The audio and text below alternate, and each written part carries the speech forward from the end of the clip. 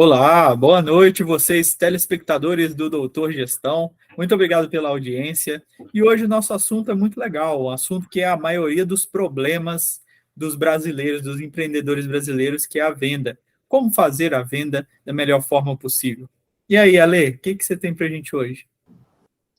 Boa noite, doutores e doutoras. Realmente, Bruno, quando a gente olha aí, quando a gente pergunta, na verdade, né, nas nossas conversas, a gente pergunta qual que é o seu maior desafio, sempre vem essa questão aí da venda, né? E eu trabalho com vendas desde 1999, cara. Já vão aí quase 24 anos. 24 anos, né, para ser mais preciso. E na minha época falava assim, né, que o vendedor era aquele profissional que não deu certo, que não sabia fazer nada, ele ia vender, e que para vender você tinha que ter dom, né? E aí eu acredito muito na questão de, cara, da prática, da repetição, do desenvolvimento de habilidades.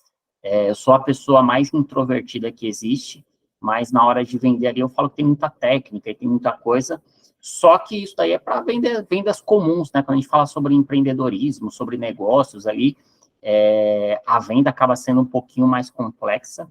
Eu vejo que nesses 24 anos aí, o processo de venda, ele mudou bastante. O que funcionava lá atrás não funciona hoje, né? Ou perdeu muito a eficiência.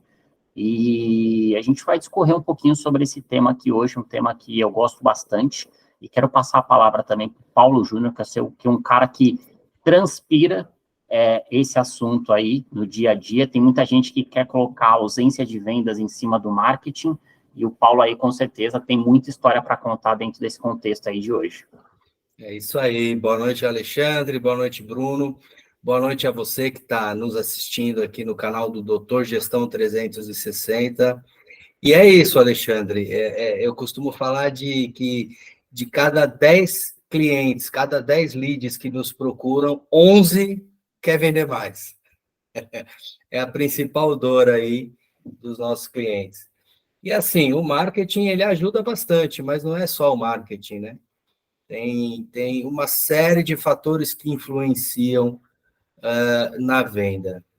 E hoje é o nosso primeiro capítulo, né? Nós fechamos aqui, vamos fazer uma série de vídeos, uma série de lives, para ensinar você, empreendedor, como construir uma máquina de prospecção e ter previsibilidade de faturamento. É uma palavra. É um trava-língua. É um trava-língua.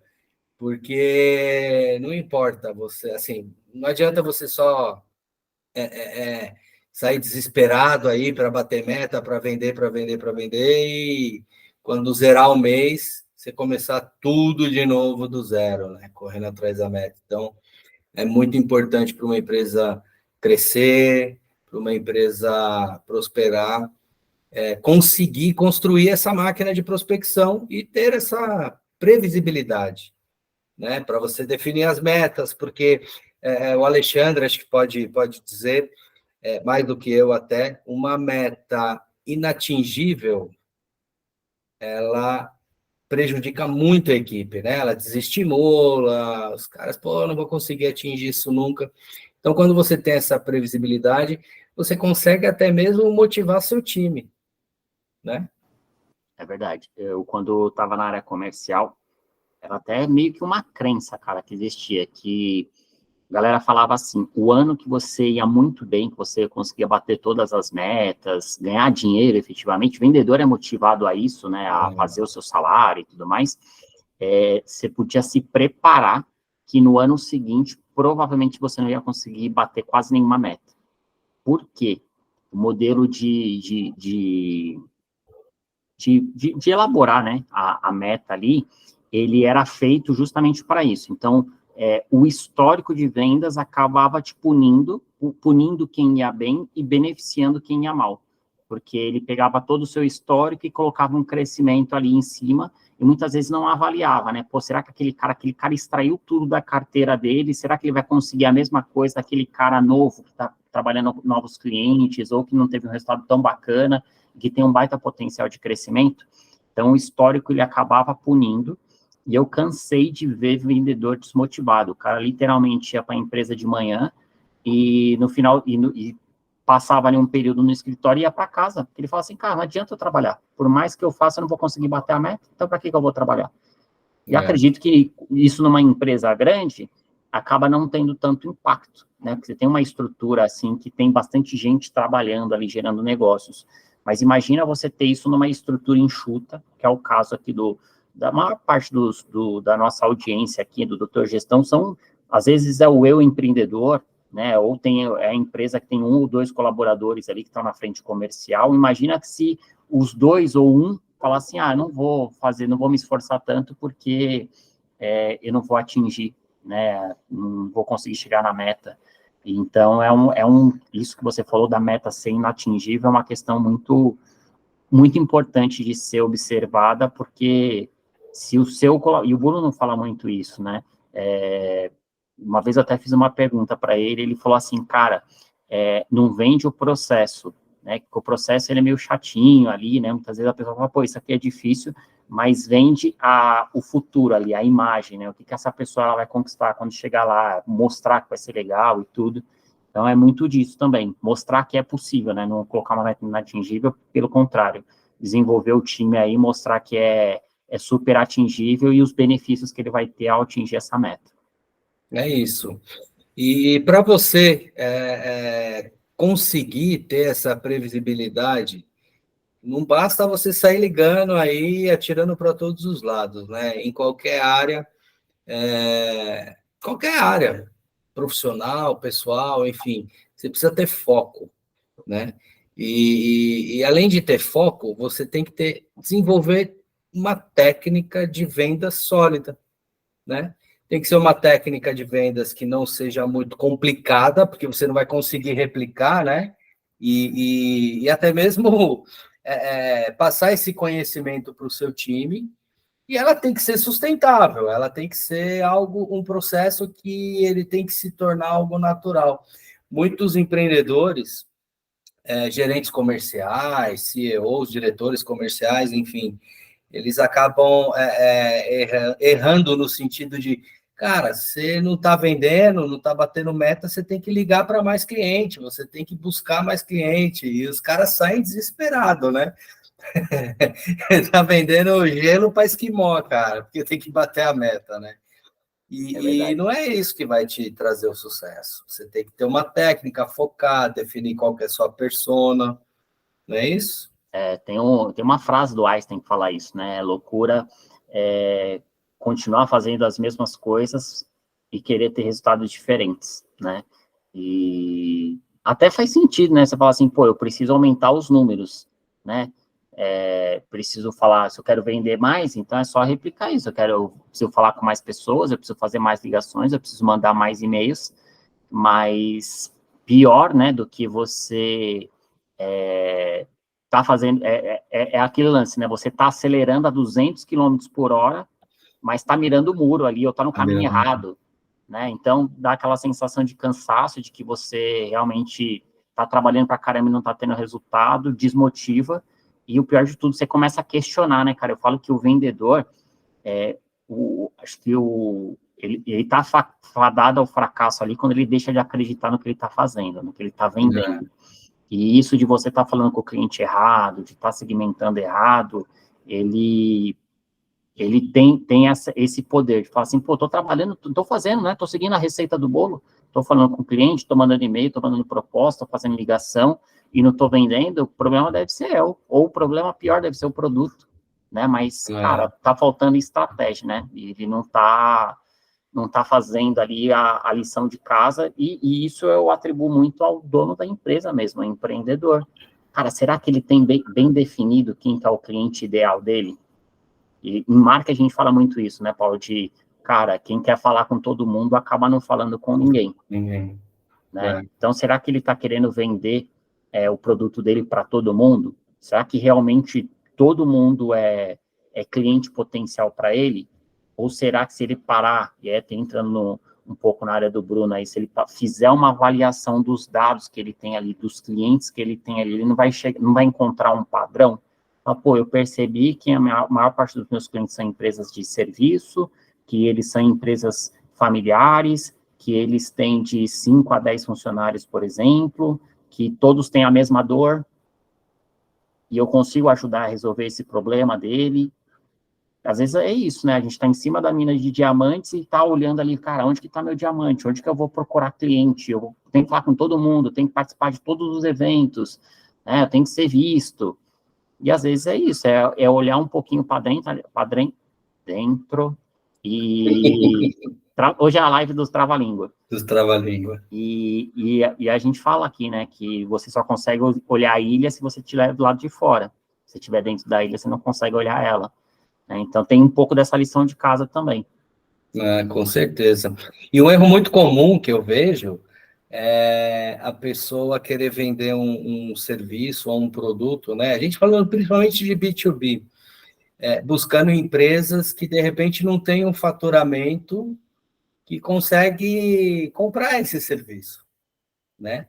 Então, isso, como diz o nosso amigo Bruno Cunha, é desperdício.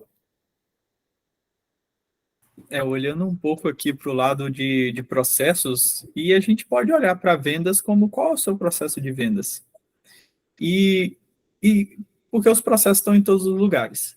Então, o primeiro conceito do processo é que o processo é uma transformação. A gente transforma entradas em saídas, insumos em produtos. Qual que é o produto de um processo de vendas? O produto de um processo de venda é a venda. Esse é o produto. Esse é o resultado que a gente quer. E quais são os insumos? O insumo é um lead, por exemplo. Insumos são as ferramentas que você vai usar para vendas.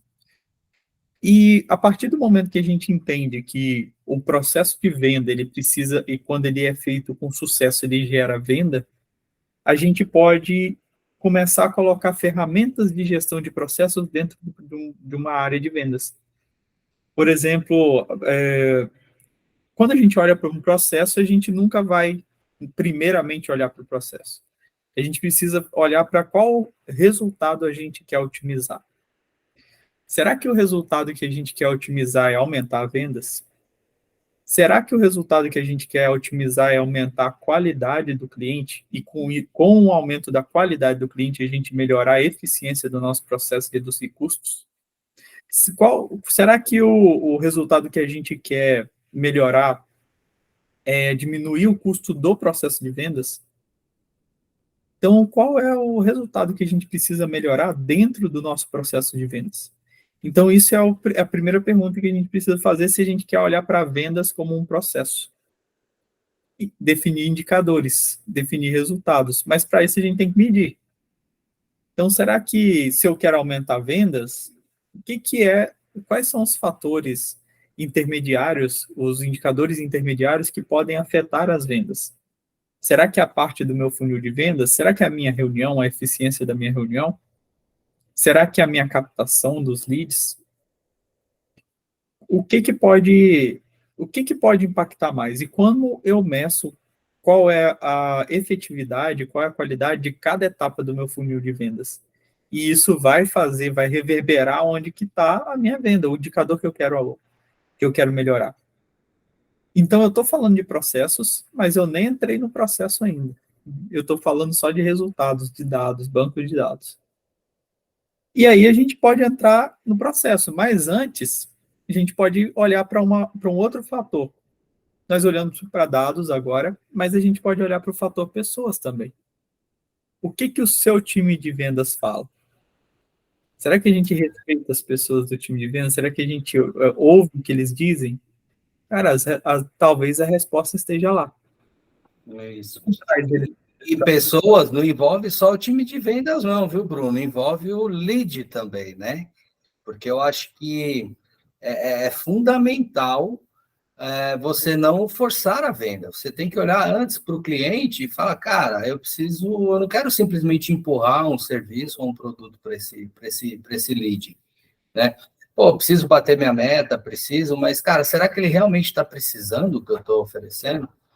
Porque isso também é olhar para pessoas, né? Do outro lado, tem uma pessoa que às vezes é o dono de um negócio, é um diretor, é um gerente, e você pode ter certeza que se você não agir com integridade com esse lead, cara, ele vai, depois de 1, 2 meses, vai cancelar o contrato e vai acabar se queimando, né?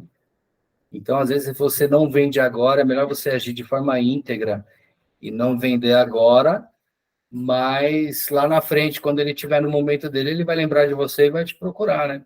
Aconteceu aqui, por exemplo, já aconteceu na agência de eu conhecer em grupo, em algum treinamento, alguma coisa assim, e vir pessoas que pedir proposta, pessoas numa fase bem inicial mesmo dos seus negócios, e falar, Paulo, agora eu não consigo, tal, não tenho caixa, mas estou com o seu contato. E depois de 8, 9 meses, a pessoa me chama, ó, agora eu consigo dar esse passo aqui, né? Vamos conversar? Então, por quê? Justamente por agir com integridade, né? Isso aí. Eu estava lembrando, vocês falando aqui, eu estava lembrando, tem a história do lenhador, né, que ele foi desafiado por um jovem, e aí eles dividiram ali a área para iam disputar quem cortava o maior número de árvores possíveis.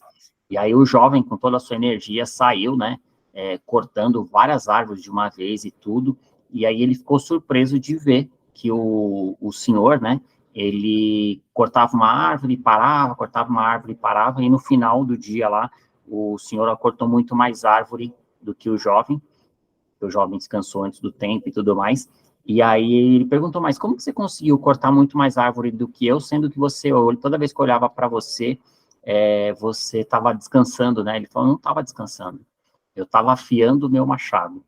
E eu percebo que a venda hoje, ela é um processo. Antigamente, às vezes a gente fala assim, pô, o vendedor ele tem que ter sorte, né? Eu acho que hoje o vendedor ele tem que seguir muito ali o processo, tem técnica, e avaliar muito bem ali os indicadores, né? Eu sou de uma época que eu parava o carro numa avenida e saía batendo de porta em porta para vender, né?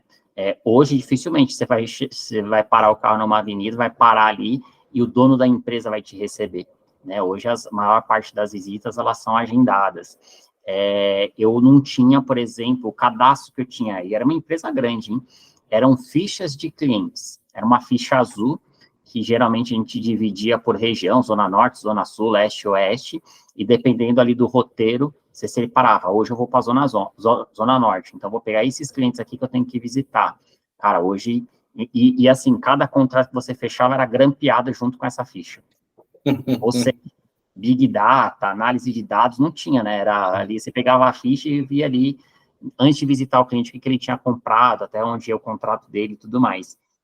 Hoje, cara, a maior parte das empresas, se não tem, precisa ter um CRM, né, para ter todo o histórico ali do cliente, quem são as pessoas, quem são os decisores, avaliar, né, a gente fala hoje muito sobre funil de vendas, cara, qual que é a minha taxa de conversão por etapa de funil, quantos clientes eu preciso, dentro do perfil, né, quantos clientes eu preciso abordar para realizar uma venda, a gente está falando aqui sobre gerar uma máquina de vendas mesmo, né, gerar uma maquininha de prospectar clientes ali, e você consegue saber, né, pô, eu preciso, meu ticket médio, aí mais uma métrica, né, qual que é o seu ticket médio? Pelo meu ticket médio, para atingir a minha meta, eu tenho que vender para tantos clientes, e a gente sabe que nem todo cliente que você aborda acaba fechando, né, então qual que é a minha taxa de conversão para chegar, e aí você vai saber exatamente quantos clientes você precisa abordar para chegar nesse resultado.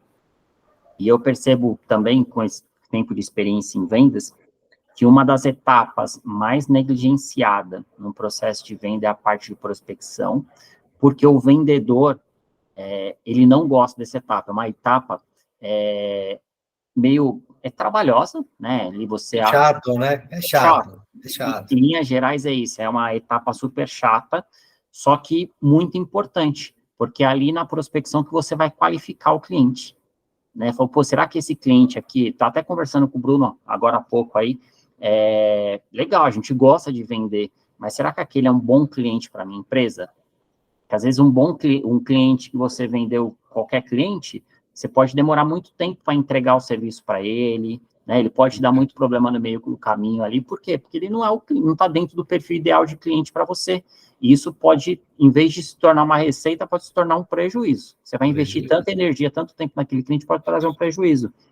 Então, você percebe a importância, né, de você ter um processo de prospecção estruturado e baseado em indicadores aí para você ter essa visão, né, em vez de sair contratando, preciso ter 10 vendedores, 15 vendedores, de repente você tem uma pessoa dedicada para fazer esse trabalho de qualificação dos clientes, vai aumentar muito a sua taxa de conversão, o vendedor vai ficar mais feliz, né, porque ele está vendo a coisa girar ali, a empresa está gerando resultado, e você tem uma estrutura que você não fica 100% dependente do estado de humor ali do vendedor, vamos dizer assim.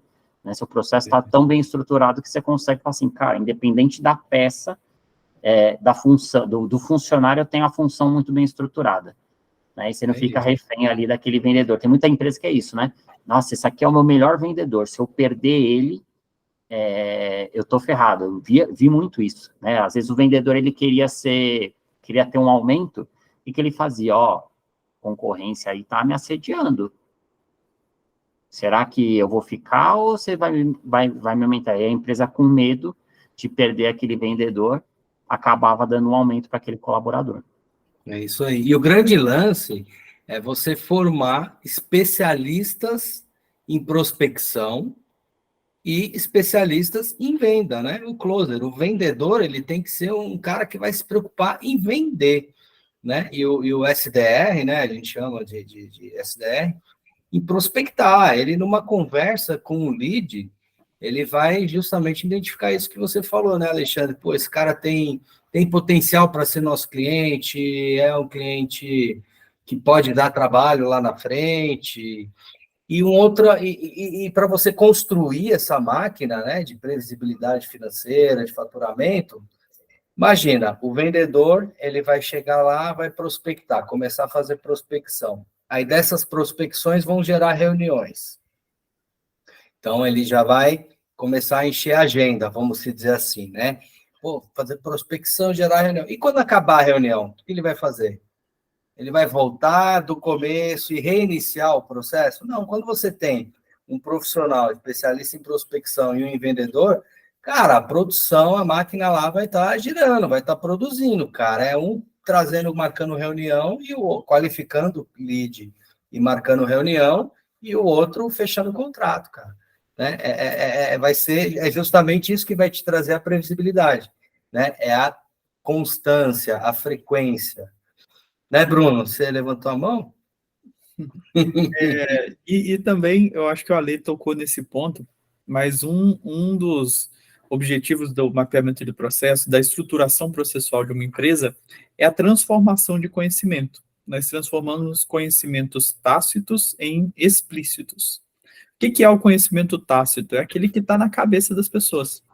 Então, às vezes, você tem um vendedor muito bom, você tem que entender que ele não é um ser especial. Só que tem alguma coisa na cabeça dele que faz ele ficar muito bom. Ele tem um método. O problema é que esse método não é documentado. Então, o que a gente tem que se perguntar, o que essa pessoa, o que esse vendedor faz para que o desempenho dele seja melhor? Qual que é o método que ele usa? E a partir do momento que a gente entender o método, a gente precisa compartilhar esse método. Então, essa é a chave do mapeamento de processo. É um compartilhamento de método que dá certo, de método que ele é fruto de uma otimização. Então, tudo caminha para um resultado. Então, quando a gente fala de vendas, uma das etapas também é entender qual é o melhor método de vendas. E talvez, nesse começo, você não saiba, mas entendendo os indicadores, entendendo a performance dos seus vendedores, talvez você consiga descobrir qual é o melhor método e aí sim poder mapear e padronizar esse método. É isso. E ajuda a construir esse método, ter tudo mapeado, ajuda até mesmo a escalar a equipe, a crescer a equipe, né? Ajuda bastante, porque já está tudo documentado lá. É só, tem mais uma, duas pessoas novas do time, treina ela vai só replicar aquilo que ela for treinada, né? Exatamente, e você consegue até entender qual é o perfil das pessoas mais adequado para aquela empresa, para aquela etapa do processo, para o método que é utilizado. Então, qual que é o perfil das pessoas? E, inclusive, a escala você pode fazer com um processo de escala da sua empresa.